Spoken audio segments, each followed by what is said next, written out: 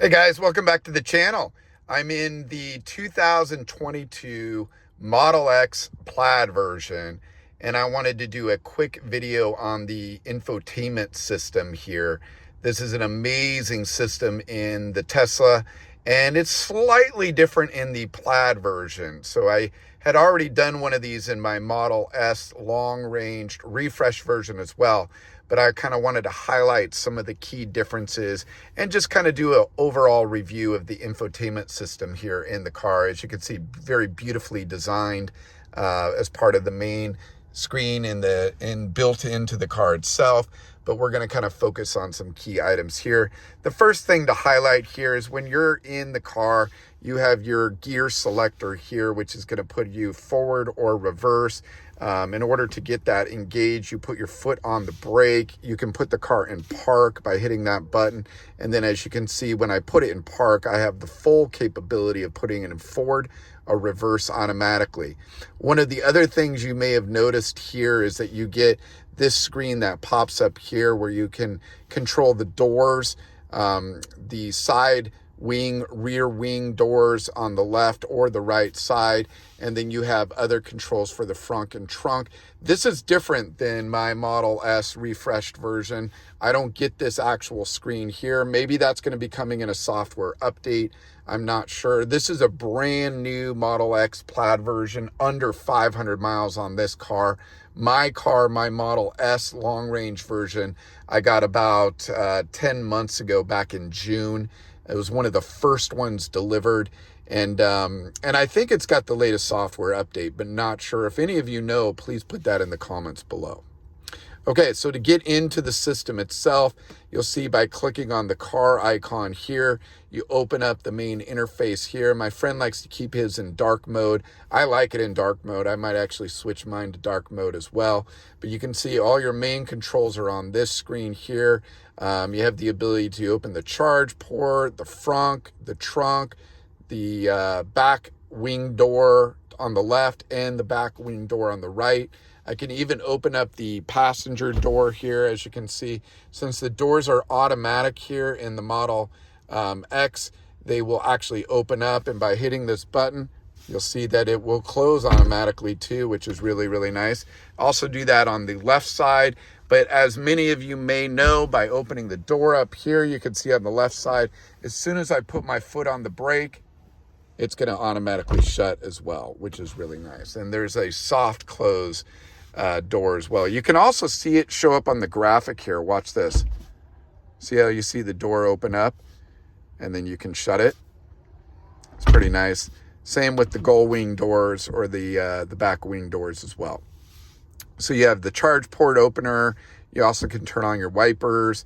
You also have a window wiper activation right here on the yoke. Right here by hitting this button. You can also turn on the wipers, and then you can change the controls by turning this knob right here after I've turned on the wipers themselves. So that makes it pretty easy. You can also put window locks on, so your kids in the back aren't going to adjust those when you don't want them to. Raise and lower the suspension could be helpful if you quickly need to go up or down, depending on the driving situation you're in. You can also program this so that if you have a big bump in front of your home, it will automatically recognize that through GPS and then raise it up for you automatically so you can pull into your driveway. And then when you leave your house, it will lower it back to the normal mode. And it does that through its air suspension, which is a really, really nice feature that the Model X and the Model S actually have on them. You can fold your mirrors, open or shut your glove box. You have your child locks. Mirrors up and down, steering wheel up and down, or I should say yoke up and down. And then you have your recording, your dash cam recording that's a camera right up in here. And you also are able to record outside. Sentry Mode is like the alarm system, but does track with the cameras. So if anyone does key your car or do anything with your car, it will actually record that, and you can put a USB stick in. This will control the brightness of the screen itself, so it allows you to do that also, and then you can put the car in neutral. Now, all the different areas here we'll kind of go through. So this is the acceleration mode. You can go in chill, sport, or plaid, and then drag strip mode. If you watch the video I launched just a few days ago, or it might have been a week ago, what the drag strip mode is like and how that works. We did the 0 to 60 in the plaid, which was just crazy. And then a lot of the other options on steering mode, auto turn signals automatically on, and then some other key things here. When we're in the suspension area, you can adjust the suspension. You can check back at the records on the suspension. You can keep the ride height at a certain level here as well. He likes it in the low. I think my wife runs hers. Again, she's got the older version, but runs her on medium. And then you can control the handling as well, which is really nice. I think this is a little different in the plaid version, but you can get into a sport handling, and you can have a softer dampening setting as well if you want to go. He's got it set in the middle, but you can go firmer or more of a softer comfort ride as well, which is also really nice.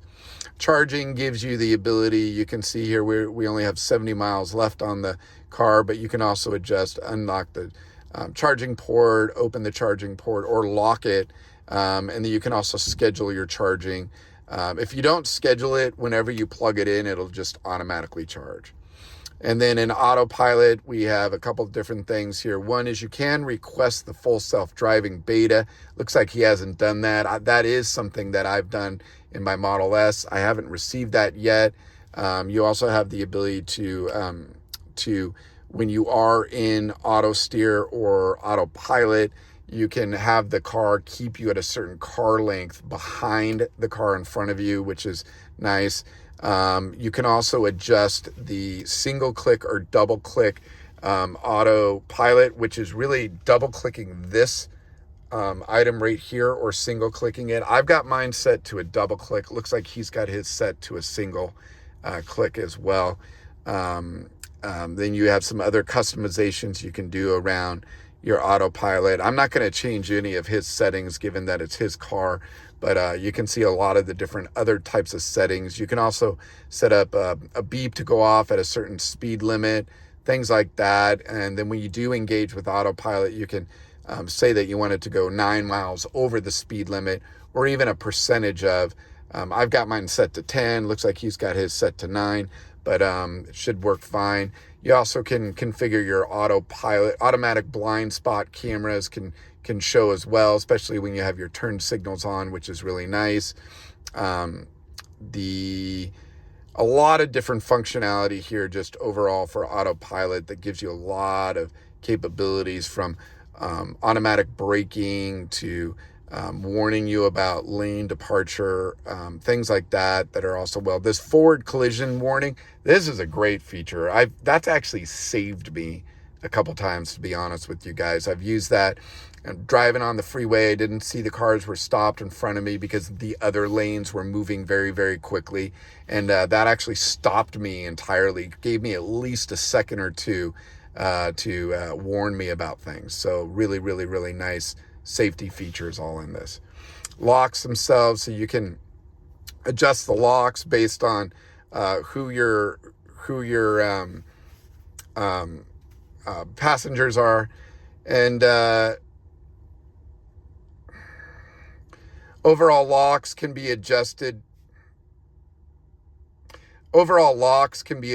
to your different key fobs. I'm not going to go in there for personal reasons with my friends and their names all displayed in there. So we'll just jump down to lights. But basically in the locks area, you can have different configurations based on your profile as an individual.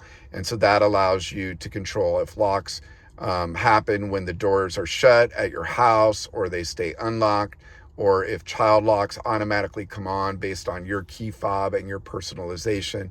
You can also control how the seat sets and all those different things based on the keys and the different profiles you set up in the car itself.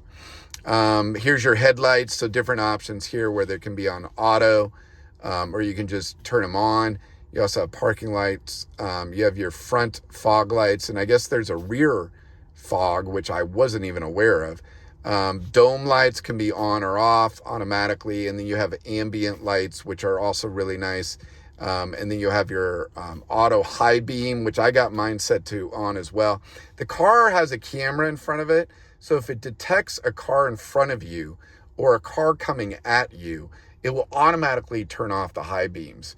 And then when there's no cars around you at all, it turns on those auto beams and the high beams. And the high beams are really, really, really nice to have come on automatically. I've used those myself, especially in roads that there's no street lights, and they're very, very helpful to have that capability. You don't have to keep flipping a switch to turn them on or off. So I really, really, really like that. So you can control the display here. So do you want it up at 100%? Do you want it in dark mode or light mode or auto? Auto will turn it into dark mode at night and leave it light during the day. He has his preset to be in dark mode all the time. You got your brightness. This is how you clean your screen. I did another video on cleaning screens. If you want to learn how to do that, take a look at that. And then the different languages that can be in there. You can also use voice recognition when you hit the voice component as well. And then you can set your clock to 12 hours or a 24-hour clock. Most of us in the US use the 12-hour, unless you're in the military in the US, and then you'll use the 24-hour. And then everywhere outside of the US, they tend to use the 24-hour clock. You can display your battery in distance or percentage, miles, kilometers, Fahrenheit, Celsius, tire pressure, PSI, or bar. I'm not sure what bar is exactly. There's also a great trip computer in here, so you can measure your different trips, things like that. Navigation, automatic navigation and route you from home to work, which is really nice. There's also a trip planner in here. There's also the online routing.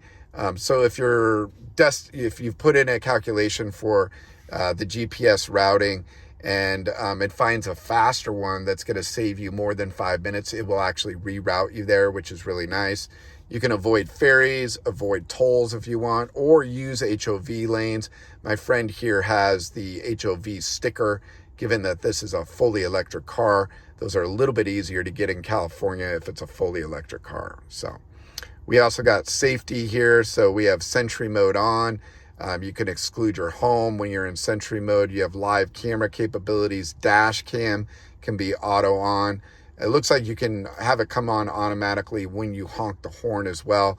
And then how you can just format your USB sticks, delete any dash cam clips as well.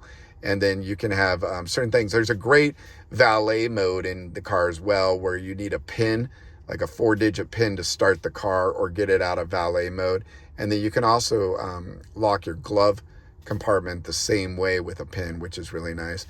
And then speed limit mode when you go over the 85, it'll give you an alert or a warning, which is really nice.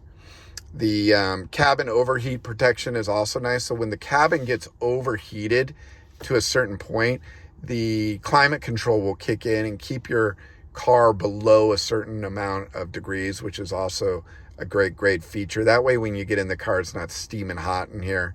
Allow mobile access just allows your phone to securely connect to your car. When you walk up to the car, as long as your phone's in your pocket, your phone can act as a key.